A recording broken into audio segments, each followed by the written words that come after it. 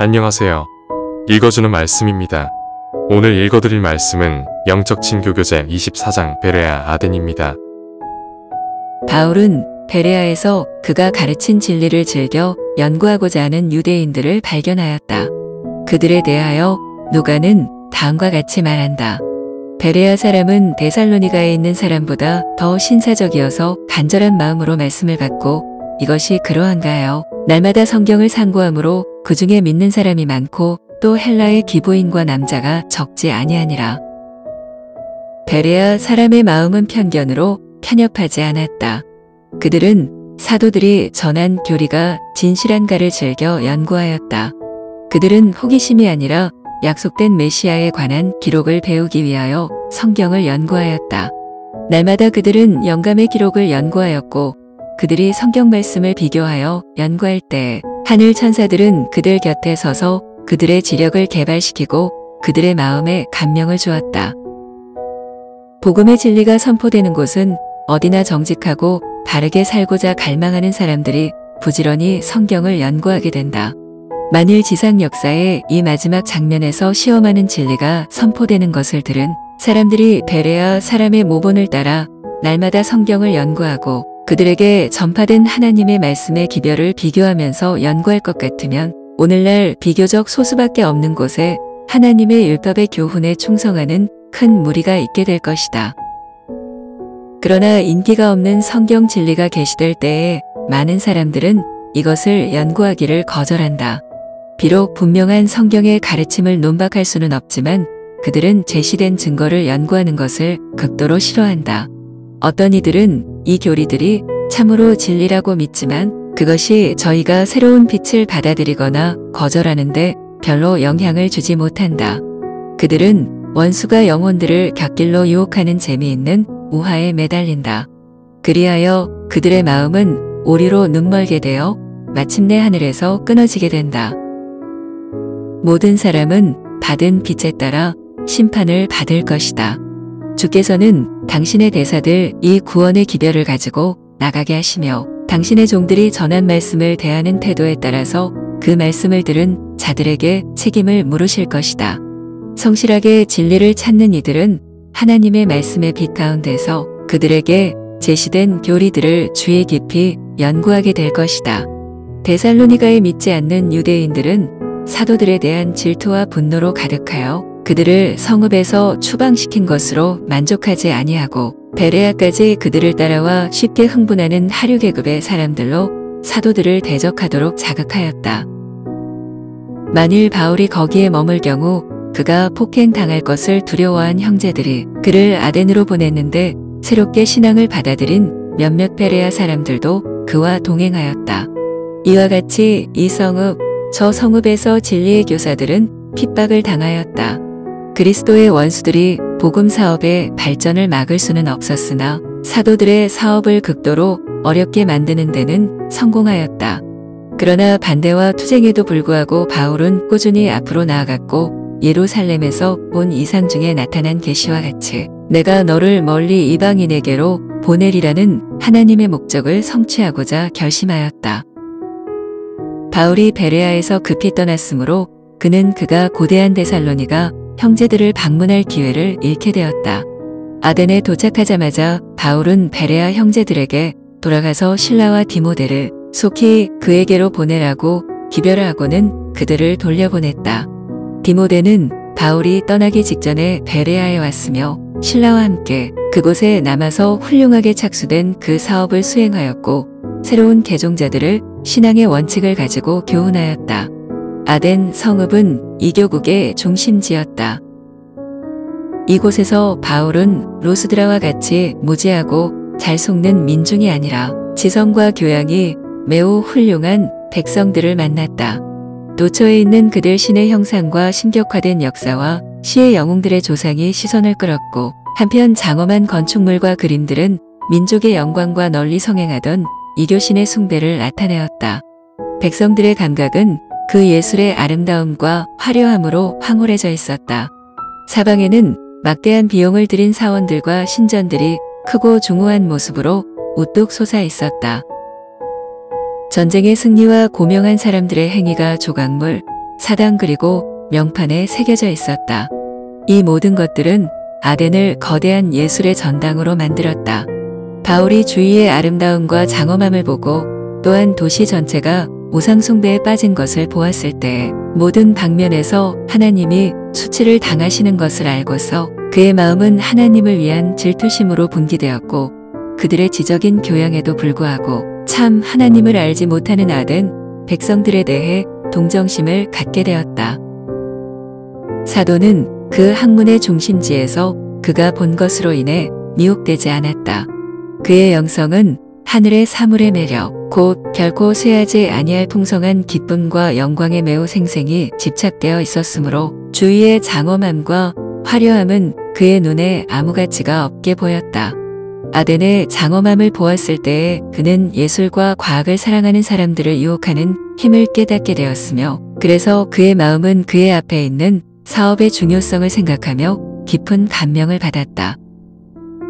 하나님을 예배하지 않는 이 큰 도시에서 바울은 고독감에 억눌려 그의 동역자들의 동정과 조력을 갈망하였다. 인간적인 우정에 있어서 바울 자신은 몹시 외로웠다. 데살로니가인들에게 보내는 그의 편지에서 그는 우리만 아덴에 머물러 있다는 말로 그의 감정을 표시하였다. 넘을 수 없는 것처럼 보이는 장애물들이 그의 목전에 나타나 백성들의 마음에 접근하려던 그의 시도는 거의 희망이 없는 것처럼 보였다. 실라와 디모데를 기다리는 동안 바울은 게으르지 아니하였다. 그는 회당에서는 유대인과 경건한 사람들과 또 저자에서는 날마다 만나는 사람들과 변론하였다. 그러나 아덴에서의 바울의 주요한 사업은 하나님 그리고 타락한 인류를 위한 그분의 목적을 이해하지 못하는 사람들에게 구원의 기별을 전하는 것이었다. 사도는 곧 가장 교활하고 유혹적인 형태의 이교 신앙과 대면해야 하였다. 아덴의 위대한 사람들은 오래지 아니하여 백성들 앞에 새롭고 이상한 교리를 제시하는 어떤 특이한 교사가 저희 도시에 와 있는 것을 알았다. 이 사람들 중에 어떤 이들이 바울을 찾아와 그와 더불어 이야기를 시작하였다. 곧 청중들의 무리가 그들 주위에 모여들었다.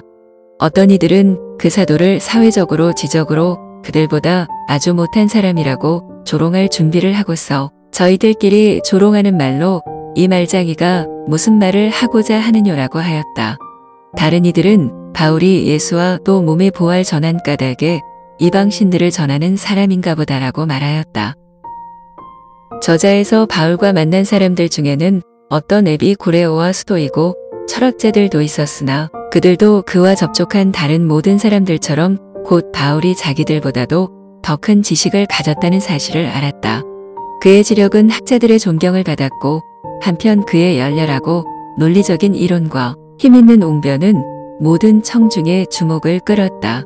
그의 청중들은 그는 풋내기가 아니요 그가 가르친 교리를 지지함에 있어서 그는 수긍시키는 논증을 가지고 각 계급의 사람을 대할 수 있었다는 사실을 깨달았다.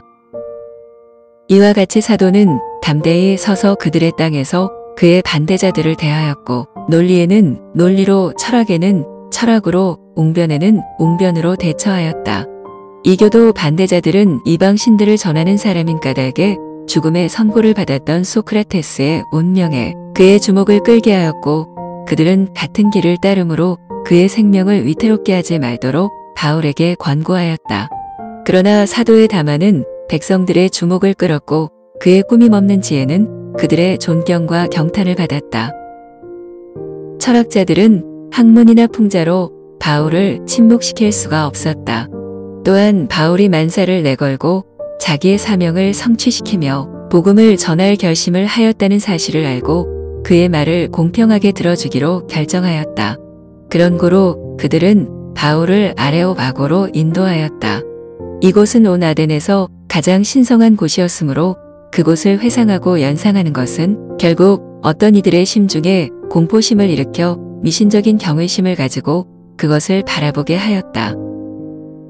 민사 문제와 마찬가지로 더욱 중요한 모든 도덕적인 문제에 있어서 최종의 재판관으로서 이런 사람들이 종종 종교와 연관된 문제들을 주의 깊이 연구한 곳도 이곳이었다. 군중이 운집한 대로의 소음과 혼잡, 그리고 시끄러운 토론의 소동에서 떨어진 이곳에서 사도는 방해를 받지 아니하고 말할 수 있었다. 사도의 주위에는 시인들과 화가들과 철학자들, 곧 아덴의 학자와 성자들이 모여들었는데 그들은 그에게 말하기를 우리가 너의 말하는 이 세교가 무엇인지 알 수 있겠느냐? 내가 무슨 이상한 것을 우리 귀에 들려주니 그 무슨 뜻인지 알고자 하노라 하였다.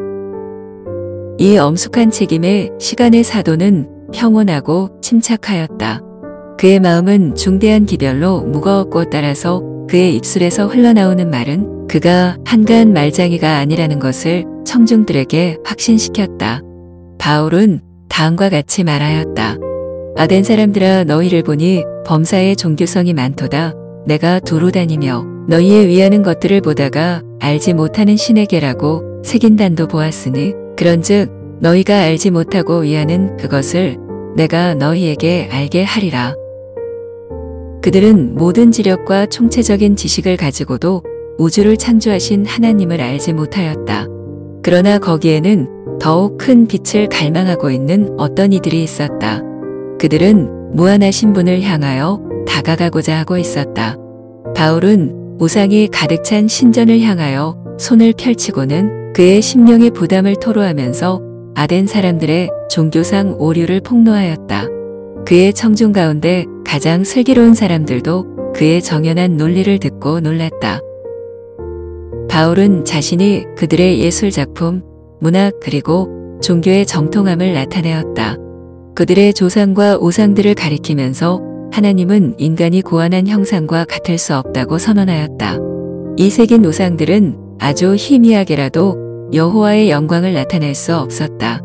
그 우상들은 아무 생명도 없고 인간의 힘에 지배되어 사람의 손이 그것을 움직일 때에만 움직일 수 있는 고로 그것을 경배하는 사람들은 모든 면에서 그 우상보다 우월한 위치에 있음을 바울은 상기시켜 주었다.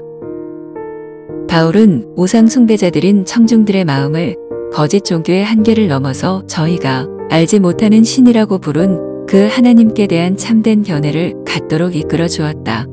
바울이 지금 그들에게 선포한 그 존재는 사람에게서 독립하여 계시고 능력과 영광을 더하시기 위하여 인간의 도움을 받을 필요가 없는 분이셨다. 백성들은 참 하나님의 특성, 곧 그분의 창조력과 주관하시는 섭리에 대한 바울의 열렬하고 논리적인 설명을 듣고 경탄하여 넋을 잃었다. 사도는 열렬하고 불일 듯한 웅변으로 우주와 그 가운데 있는 만유를 지으신 신께서는 천지의 주제신이 손으로 지은 전에 계시지 아니하시고 또 무엇이 부족한 것처럼 사람의 손으로 섬김을 받으시는 것이 아니니 이는 만민에게 생명과 호흡과 만물을 친히 주시는 자이심이라고 선언하였다. 하늘이라도 하나님이 계실 만큼 넉넉지 아니한데 인간의 손으로 지은 신전들이여 얼마나 보잘것없겠는가. 종종 인간의 권리가 인정을 받지 못하던 계급 제도가 있던 그 시대의 바울은 인간의 형제 관계에 관한 대진리를 제시하고 하나님께서 인류의 모든 족속을 한 혈통으로 만드사온 땅에 거하게 하셨다고 선언하였다. 하나님 보시기에 만민은 평등함으로 모든 인간은 창조주에게 최고의 충성을 바쳐야 한다. 그 후에 인류에게 대한 하나님의 모든 행동을 통하여 사도는 어떻게 그분의 은혜와 자비의 목적이 금실처럼 이어지는가를 보여주었다. 그분은 저희의 연대를 정하시며 거주의 경계를 하나셨으니 이는 사람들로 하나님을 혹 더듬어 찾아 발견케 하려 하심이로되 그는 우리 각 사람에게서 멀리 떠나 계시지 아니하시도다. 그의 주위에 있는 인간성의 고상한 표본들을 지적하면서 바울은 그들 자신의 씨를 빌어가지고 그들이 다 그의 자녀인 그 무한하신 하나님을 아버지로서 묘사하였다. 그는 이렇게 선언하였다.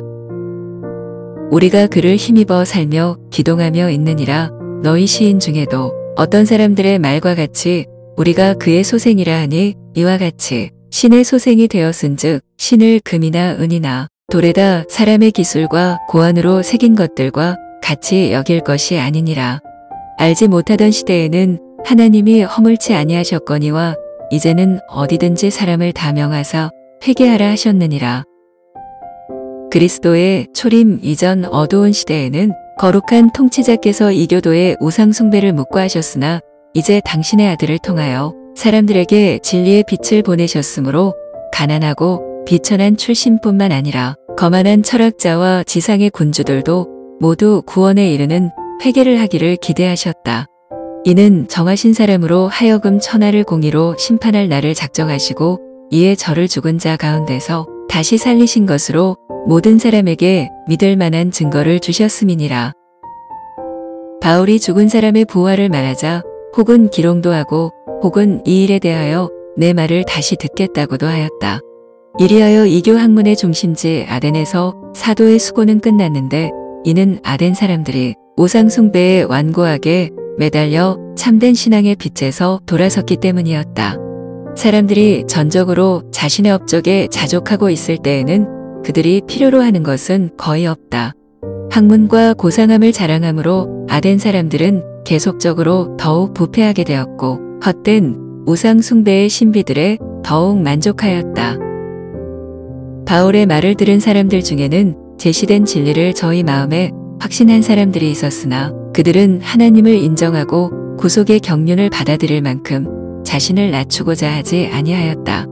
웅변적인 말로도 힘있는 논증으로도 죄인을 회심시킬 수 없다.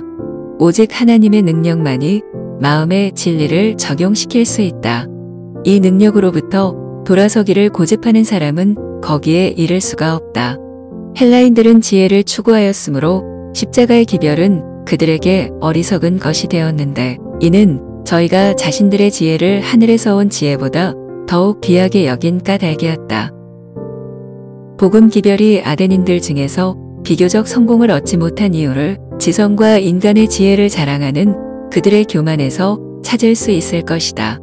가련하고 잃어버린 죄인으로서 그리스도께 나오는 세상의 지혜로운 사람들은 구원에 이르는 지혜를 얻게 될 것이나 자신들의 지혜를 높이며 나오는 특출한 사람들은 그리스도께서만이 주실 수 있는 빛과 지식을 얻지 못할 것이다. 이와 같이 바울은 그 시대의 이교주의를 대항하였다. 아덴에서의 그의 수고가 전혀 헛된 것은 아니었다. 가장 저명한 시민의 한 사람인 디오누시오와 어떤 다른 사람들이 복음 기별을 받아들이고 신자들과 전적으로 연합하였다. 하나님께서 당신의 종을 통하여 교만하고 자족하는 백성들의 우상 숭배와 죄악을 어떻게 책망하셨는지 볼 수 있도록 하기 위하여 그들의 지식과 세련미와 예술에도 불구하고 악습에 빠졌던 아덴 사람들의 생애를 꿰뚫어 볼 수 있는 영감을 우리에게 주셨다. 영감의 붓으로 기록된 사도의 말과 그의 태도와 그가 처했던 환경에 대한 묘사는 앞으로 오는 모든 세대에 전달되어 고독과 역경 속에서도 흔들리지 않는 그의 확신과 용기 그리고 그가 이교의 심장부에서 기독교를 위하여 얻은 승리를 증거해야 하였다. 바울의 말에는 교회를 위한 지식의 보배가 담겨 있다. 바울은 그의 말로 교만한 청중들의 분노를 일으켜 자신에게 어려움을 초래하기 쉬운 위치에 있었다. 만일 그의 설교가 직접적으로 그들의 신들과 그 도시의 위인들을 공격하였더라면 그도 소크라테스와 같은 운명을 맞을 위험에 처했을 것이다. 그러나 하나님의 사랑을 통하여 얻은 재치를 가지고 그는 그들이 알지 못한 참 하나님을 나타냄으로써 그들의 마음을 조심스럽게 이교의 신들로부터 돌아서게 하였다. 오늘날도 세상의 위대한 사람들에게 하나님의 율법을 순종하든지 죄악의 왕에게 충성하든지 선택하도록 그들 앞에 성경의 진리를 제시하여야 한다. 하나님께서는 영원한 복음, 즉 그들로 구원에 이르는 지혜를 주는 것이지만 그것을 받아들이도록 강제하지는 않으시는 그 진리를 그들 앞에 두신다. 만일 그들이 그것으로부터 돌아선다면 그분은 그들을 버려 도시어 자신의 행위의 열매를 맺게 하신다. 십자가의 도가 멸망하는 자들에게는 미련한 것이요 구원을 얻는 우리에게는 하나님의 능력이라 기록된 바 내가 지혜 있는 자들의 지혜를 멸하고 총명한 자들의 총명을 폐하리라. 하나님께서 세상의 미련한 것들을 택하사 지혜 있는 자들을 부끄럽게 하려 하시고 세상의 약한 것들을 택하사 강한 것들을 부끄럽게 하려 하시며 하나님께서 세상의 천한 것들과 멸시받는 것들과 없는 것들을 택하사 있는 것들을 폐하려 하시나니 세상이 그 지혜로 하나님을 알지 못하는 고로 가장 위대한 학자들과 정치가들 그리고 세계의 가장 저명한 인사들 중 많은 사람들이 이 마지막 시대의 빛에서 떠나게 될 것이다. 그러나 하나님의 종들은 이런 사람들에게 진리를 전할 수 있는 모든 기회를 개발해야 한다. 그러면 어떤 사람들은 하나님의 사물에 대한 그들의 무지를 고백하고 크신 교사 예수의 발 아래 겸손히 배우는 자가 될 것이다. 상류 계층에 접근하려는 모든 노력을 함에 있어서 하나님을 위한 일꾼은 강한 믿음을 가져야 한다. 겉보기에는 가까이 하기 어려운 듯이 보이나 가장 어두운 때에도 위에는 빛이 있다. 하나님을 사랑하고 섬기는 사람들의 힘은 날로 새롭게 될 것이다. 그들이 하나님의 목적을 수행하는데 실수하지 않도록 무한하신 분의 지혜가 그들과 함께 할 것이다. 이러한 일꾼들로 하나님의 진리의 빛이 우리 세상을 덮고 있는 어둠을 꿰뚫고 비칠 것임을 기억하는 가운데 그들이 처음에 가진 바 확신을 끝까지 견고히 붙잡게 하라.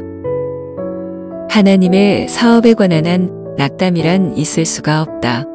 헌신한 일꾼은 믿음으로 그 사업에 수반된 모든 시험을 견디어야 한다. 하나님께서는 당신의 종들에게 그들이 필요로 하는 모든 능력과 그들의 여러 가지 필요에 요구되는 지혜를 주실 수 있으실 뿐더러 즐겨주시고자 하신다. 하나님께서는 당신께 신뢰를 두는 이들에게 그들의 최고의 기대 그 이상을 이루어 주실 것이다.